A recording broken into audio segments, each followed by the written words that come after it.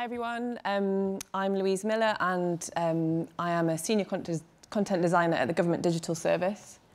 That's me, my Twitter handle is @LouiseAmyMiller. And as James was saying, I want to talk about designing to include everyone. As I've been listening to the other talks, I've been thinking about loads of segues and links to this talk. It's been really inspiring and I think there's so many overlapping things that we're saying today. What I'm going to talk about is a bit about how government services have evolved. I think that gives a really good context to explain why inclusive design actually is quite difficult for us. I'm also going to put myself out there a bit as a case study. I'm an LGBT parent. I want to talk about some pain points I've experienced using apps and services. And then I want to talk a bit about what GDS is doing about inclusive design as well. So firstly, I wanted to talk a bit about how I'm an edge case from the kind of more mainstream to the more edgy. I guess the first thing to say is that I'm a woman. I identify as a woman and my pronouns are she or her. I think that puts me about 50% in this room. I'm a parent. I've chosen that one next. I think that's probably the next most common one. I am a member of the LGBT community. I'm sleep deprived. That's probably not a way that you identify, but it's affecting my ability to process information. I was a bit anxious about the idea of memorising any of my talk because some of my kind of cognition and memory has been affected at the moment. I'm on a gluten-free diet. It was really exciting to have polenta cake when I arrived this morning because I'm celiac, I can't eat gluten, so I felt very included there. My partner's Jewish, so my family, we would describe our family as being half Jewish as well. So if you've been paying attention to all that, you'll probably have worked out that I'm a parent in a family that has two mums. I use one of these emojis quite a lot. These are the emojis for alternative families. I'd be really interested, I was kind of hoping that I'd find a slide with different skin tones for this as well, but I don't have one on my phone. Tweet me or come and find me if you know anything about that. So in a way, this is inclusive design, but I think it might need to go a step further to be really inclusive. But I'm pleased that, you know, alternative families are represented here. I don't want to go too heavy. Just to talk a little bit about government and inclusive design. I've pinched some of this from our Director of Design, Lou Down, who gives really great talks about the kind of the framework and how things have evolved.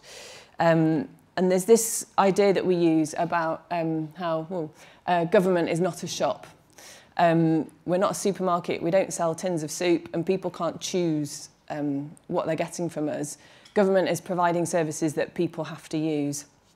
We've got the UK government has around 10,000 services, and a lot of the ways that people interact with us is done online. From things like renewing a passport, renewing a driving licence, to more niche requirements like renewing a fishing licence. And from a user's perspective, these are things that help them get something done, like buy a house, become a childminder, or learn to drive. And I guess the thing for that about us is that we kind of don't have a choice. We're not a shop, we can't choose what we stock, we just have to provide things for people, and I think we have to be inclusive as well because we have to make it so that everyone can use these things. And this is in our design principles, our government design principles. To quote from that, everything we build should be as inclusive, legible and readable as possible. If we have to sacrifice elegance, so be it. We're building for needs, not audiences. We're designing for the whole country, not just the ones who are used to using the web. The people who most need our services are often the people who find them hardest to use. So let's think about those people from the start. So that's the vision of what we're trying to do. And if you know anything about our kind of our content design and the way we provide things to people, there's this idea that things are readable and usable and simple as well. So we're not kind of worried about making things look exciting and elegant. We're just trying to get a job done, I guess. So that's the great vision, but as people have been saying as well today, it's hard. I think James was saying at the beginning, this isn't easy. It's not something that you can just, you know, figure out how to do when you're given a brief when I have to write something or put some pages together. And I think one of the reasons why it's hard is because our services weren't designed for the internet. I think this is a really interesting context to apply to this. So I just want to run a bit through how our services, how government services have changed over time.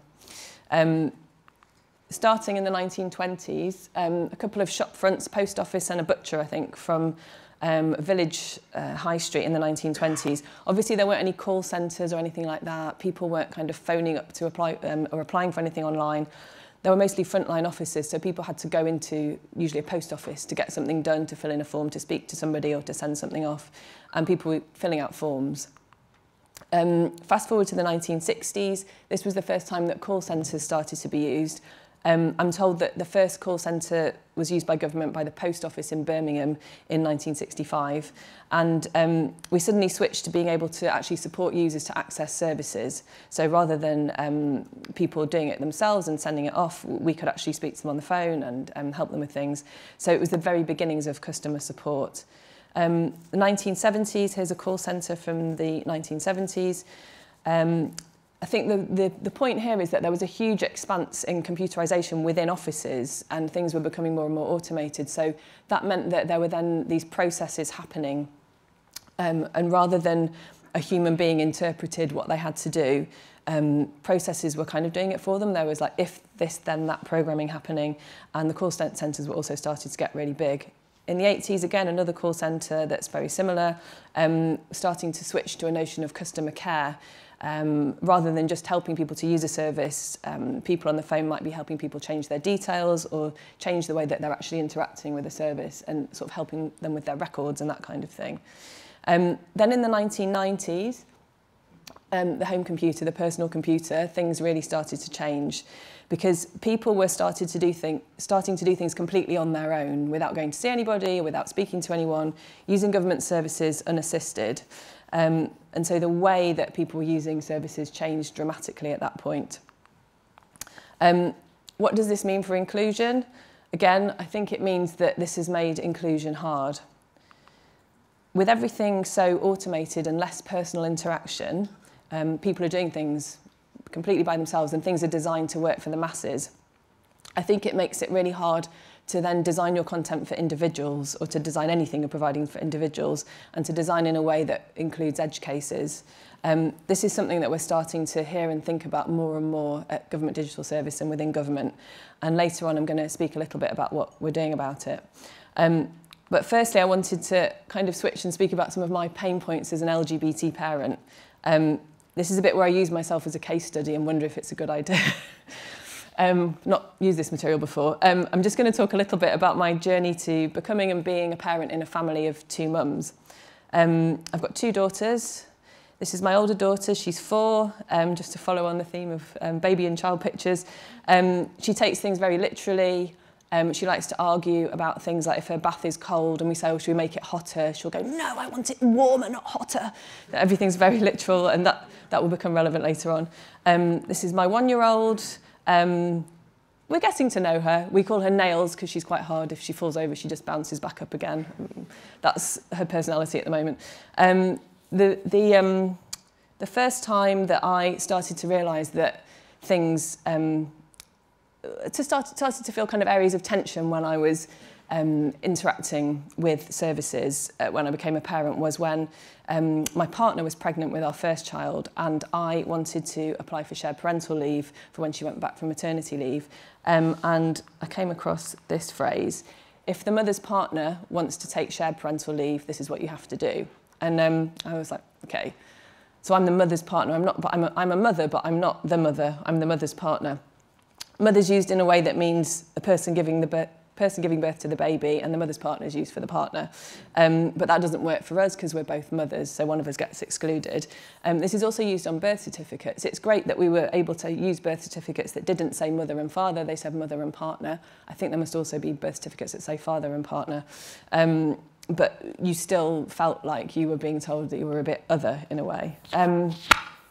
And the next thing where I experienced a bit of was when we were trying to conceive our second child. I became pregnant with our second child, and I used an app called Clue to track my monthly cycle, and I wanted to record dates of our fertility treatment, and this is one of the things that the app would apparently allow you to do. but the options didn't include my situation. There was an area called sex where you could put unprotected, protected, high sex drive or withdrawal, none of which applied to me. So what if the answer is none of these? Trying to choose an option that then recorded something I hadn't done, you couldn't put IVF or insemination or anything like that, made me feel quite odd, almost like I was doing something that wasn't supposed to happen. It made me feel a bit like this. This is my first daughter when we were raising money for the MS Society and we made her wear an orange wig for about 2 seconds because she didn't like it. It makes you feel quite confused and a bit stuck and thinking, what do I do now? Similar thing happens when, well, this is what happened to me when I was pregnant with our second child, but I was pregnant for the first time. In various settings, I had to answer this question, is this your first? The answer is either yes, no, or how long have you got? So it was important to get it right sometimes because the answer has to be yes in a situation where you needed to have antenatal checks. You've got different risk factors. So it was important for them to know if it was your first pregnancy. But I didn't want people sort of saying, oh, you must be so excited. Have you got everything ready? Because I was really knackered and we had a lot of hand-me-downs. And then what was I going to say here? Yeah, it was interesting because people obviously have these things that they say to you all the time, and the other place that it came up was if you needed to go to an antenatal course. You know, I didn't need to be told how to change a nappy or to wean a baby onto solid food and that kind of thing. This is my other daughter, so it can make you feel a bit like you know, you're really tired and someone's just plonked you on the floor because they want to take their coat off. A lot of people I know feel like this, and I sort of crowdsourced a bit for this talk. This is something that my partner's experienced. So our daughters call me mummy, and my partner's called Imma, which is the Hebrew word for mummy. So quite often, if you take a child to the doctor and you're a woman, they'll say something like, oh, you sit with mummy. You know, they'll kind of refer to you, the mummy, in the third person. That doesn't seem odd to me when I take them because that's my name as far as my kids are concerned. But my partner is called Imma, so it's a bit strange for her. My 4-year-old's used to this by now, but I used to really worry that it would be difficult for her. But actually, she's not bothered. It's us that it bothers Mum. Other parents have talked about this kind of thing, going into a healthcare situation and someone saying, oh, so which of you's mum? And what they mean is, I need to take a medical history. Or two dads going in and them saying, oh, you know, doesn't she have a mum? Or who does this child live with? And that kind of thing. So just kind of jumping to these assumptions in a way that it's perhaps not necessary. Yeah. Oh, one other thing. When our older daughter's now at school and we get messages and alerts from the school about different things, and only one of you can sign up, only one parent can receive these messages. And I think that's nothing to do with being an LGBT parent, really. It's just annoying for all parents because there's a kind of implication that there'll be one parent who's kind of available and not working all the time, and it's probably a woman, and then the other person's probably a father who's probably at work most of the time, and it's just all a bit 1950s. And it really gets on my nerves because it's not inclusive of a lot of types of family if you've got some kind of service or an app or something for parents and you can only send alerts to one person. So back to government digital service. Like I said, what we're doing about this is that we're working on this kind of stuff. Inclusive service design is something that we're just starting to figure out at the moment. We've got a head of inclusive services, Ben Carpenter, and I've got a quote from him. He says, the scope of service design must match the scope of users' real-world, overlapping, cross-organisational, multi-channel, emotional, human, messy, complex and end-to-end journeys. By cross-organisational and multi-channel, we mean that people find information from lots of different sources and communicate in lots of different ways, and we need to cater to people wherever they are. I think at GDS we're quite good at accessibility, and we've got an accessibility team who are doing loads of great things, running meetups, accessibility clinics, providing guidance, and this is all for other departments in government who all get supported by a central accessibility team. We've also got an empathy lab where people can come and try assistive technology. And I think we're just starting to think about accessibility as part of this wider concept of inclusive design, which is actually a bit bigger than accessibility in a way. This is a poster from actually by the Home Office saying inclusive design is better design for everyone, and they're sort of linking that with accessibility. They've got a series of posters about it. a few people have already said this, with accessibility we talk about designing for edge cases. So like the Microsoft slides, I was going to use the example of if something works for someone with a hearing impairment, it'll also help you if you're in a noisy bar and you can't hear your phone properly.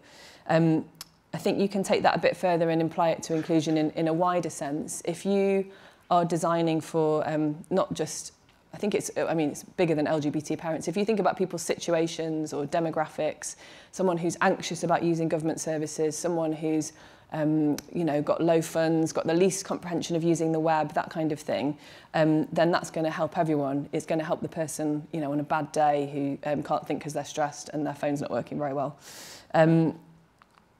I kind of see this as building on the idea of protected characteristics.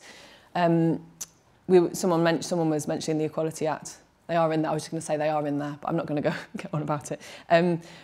But they are age, disability, gender reassignment, race, religion or belief, sex, sexual orientation, marriage and civil partnership, and pregnancy and maternity.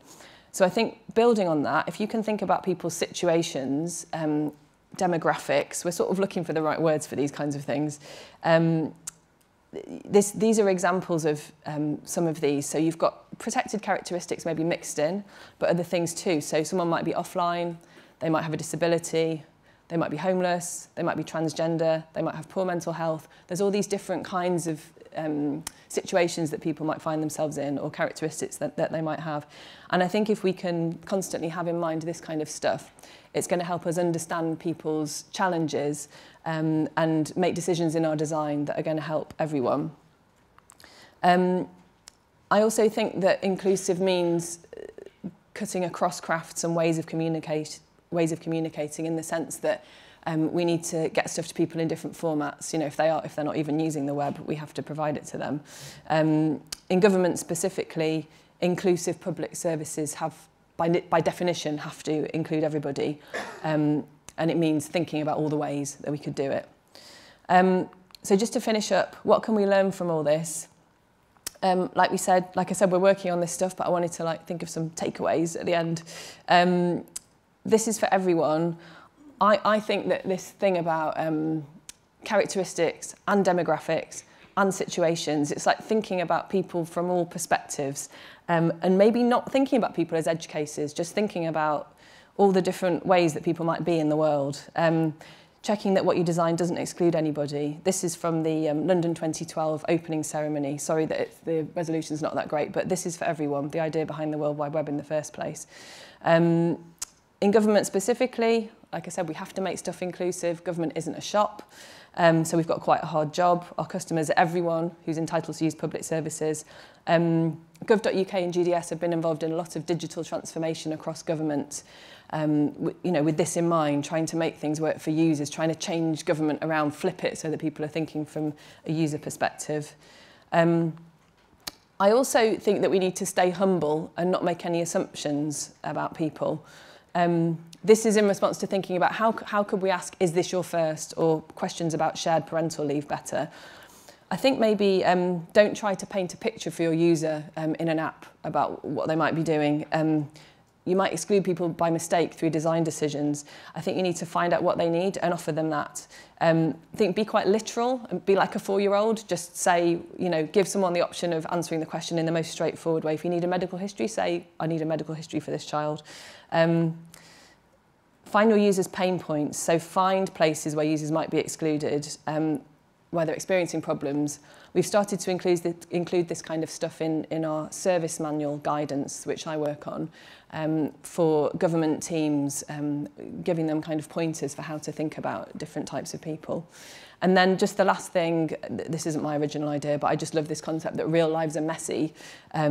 And so I think if we can work a bit harder to understand our users' messy and painful and complicated lives, then I think we'll end up a lot more inclusive. Just one thing before I finish is that I've got 2 colleagues, Marion and Kevin, who'll be here tomorrow afternoon doing a workshop about accessibility. They really know their stuff. And I think there's an assistive technology demo as part of that as well. So that's probably worth going to. Thank you.